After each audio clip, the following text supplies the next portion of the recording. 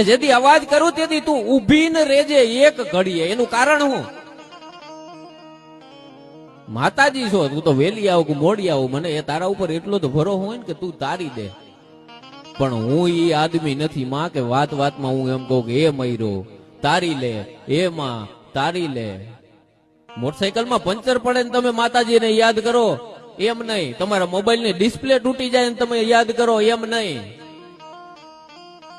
પણ ચારેય દિશામાં મને અંધકાર થાય ને તેથી મારા નાભીમાંથી એકવાર નાદ નીકળશે કે માં હવે તું હાલ ને જટ હોય ત્યાંથી કોઈ વાલું નવ કને અને વાટું નિહાળે વાવડે માં તલકતા છોરું તને.